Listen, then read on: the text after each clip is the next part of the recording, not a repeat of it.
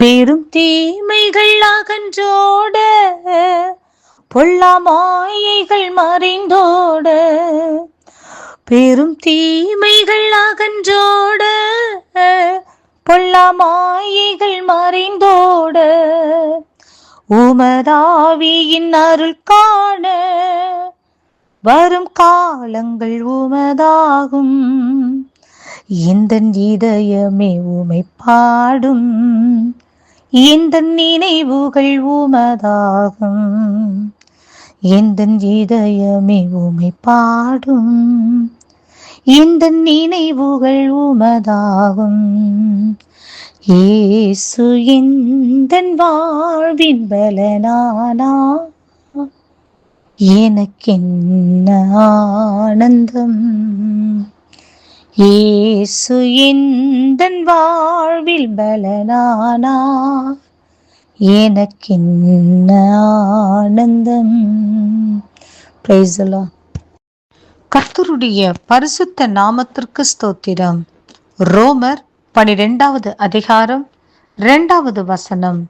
நீங்கள் இந்த பிரபஞ்சத்திற்கு ஒத்த வேஷம் தெரியாமல் தேவனுடைய நன்மையும் பிரியமும் பரிபூரணமான சித்தம் இன்னதென்று பகுத்தறியத்தக்கதாக உங்கள் மனம் புதிதாகிறதுனாலே மறுரூபமாகுங்கள். பிரியமானவர்களே, நாம் இந்த பிரபஞ்சத்திற்குரிய ஒத்த வேஷம் தரிக்க கூடாது என்று சொல்லி கர்த்தர் அப்போஸ்தலனாகிய பவுல் மூலம் இந்த வேத சத்தியத்தை நமக்கு எடுத்துரைக்கின்றார். பிரியமானவர்களே, நாம் ஒருவேளை எப்படி இந்த உலகத்தில் வாழ்ந்து கொண்டிருக்கின்றோம்? இந்த உலகத்தில் வாழ்கிற வாழ்க்கையில் இந்த பிரபஞ்சத்திற்குரிய ஒத்த வேஷம் தெரியாமல் நம்மால் எப்படி வாழ முடியும் என்று சொல்லி ஒருவேளை உங்களுக்குள் கேள்விகள் எழும்பலாம். பிரியமானவர்களே, தானியேல் ராஜாவின் கொலுமண்டபத்தில் அவர் வாழ்ந்தபோது அவரோடு கூட 600 பேர் இருந்தார்கள். ஆனால் அவர்களுக்கு ஒத்த வேஷம் தெரியாமல் தானியேல் அவருடைய சுபாவங்கள் இவருக்குள் வராமல், அவர்களுடைய கிரியைகள் இவரை தொடாமல், இவருடைய சுபாவம் கர்த்தருக்கு ஒத்த சுபாவமாக, கர்த்தருக்கு பிரியமான சுபாவமாக இருக்க வேண்டும் என்று சொல்லி தன்னை அப்படியாய் எந்த ஒரு தீங்கான காரியங்களும் தீங்கான எண்ணங்களும் அவரை தொடாதபடிக்கு காத்து கொண்டார். பிரியமானவர்களே, தானியேல் எப்படியாய் ராஜாவின் கொலுமண்டபத்தில் இருக்கும்போது தன்னை எந்த ஒரு காரியமும் தீட்டுப்படுத்தி விடாதபடிக்கு இந்த பிரபஞ்சத்திற்குரிய ஒத்த வேஷம் அவர் தெரியாதபடிக்கு தன்னை முற்றிலுமாக தேவனுடைய ஆளுகைக்குள் அர்ப்பணித்து தன்னை தேவனுடைய திவ்ய சுபாவத்திற்கு ஒப்பு கொடுத்து அவருடைய வாழ்க்கையில் ஒரு மறுரூபமான வாழ்க்கை வாழ்ந்தது போல நம்முடைய வாழ்க்கையிலும் நாம் தானியேலை போன்று இந்த உலகத்திற்கு ஒத்த வேஷம் தெரியாமல் கர்த்தருக்கு உகந்த ஒரு வாழ்க்கை வாழ்ந்து கர்த்தருடைய சித்தத்தை நிறைவேற்றுவோம். பிரியமானவர்களே, அப்போதுதானே கர்த்தருடைய நன்மையும் பிரியமும் பரிபூரணமான தேவ சித்தம் என்னதென்று நம்மால் புரிந்து கொள்ள முடியும். அவைகளை பகுத்தறியத்தக்க ஞானம் இந்த உலகத்தில் உள்ள சகலவற்றையும் பகுத்தறிகிறதான ஒரு கிருபை நமக்கு கர்த்தர் தருவார்.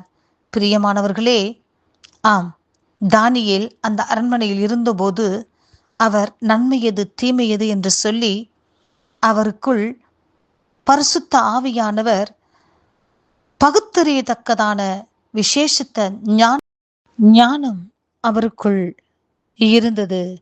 பிரியமானவர்களே, தானியேலை போன்று நாம் இந்த உலகத்தில் வாழ்வதற்கு தேவ சமூகத்தில் கெஞ்சுவோம்.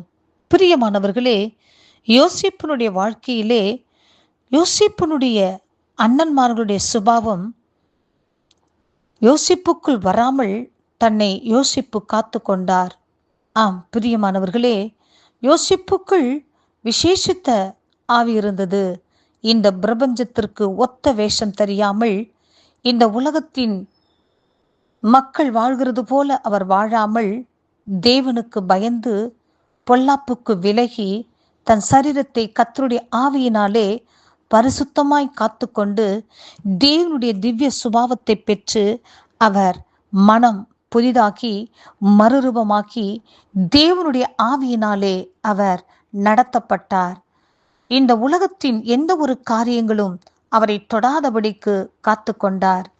பிரியமானவர்களே, வானத்தையும் பூமியும் உருவாக்கின கர்த்தர் என்னை பார்த்து கொண்டிருக்கும் போது இத்தனை பெரிய துணிகர பாவத்தை நான் எப்படி செய்வேன் என்று சொல்லி, இந்த உலகத்திற்கு ஒத்த வேஷம் தெரியாமல், இந்த உலகத்திற்கான சிந்தனை அவருக்குள் இல்லாமல், தேவனுக்கான சிந்தை, தேவனுக்கான எண்ணம், தேவனுக்கான நடவடை பாவனை அவருக்குள் இருந்தது. ஆம் பிரியமானவர்களே, அவருடைய மனது எப்பொழுதும் தேவனுக்குரியதாய் இருந்தது. ஆம், அவருடைய வாழ்க்கையில் முழுவதுமாக மறுரூபமாக்கப்பட்டு கர்த்தருடைய ஆவியினாலே அவர் நடத்தப்பட்டார்.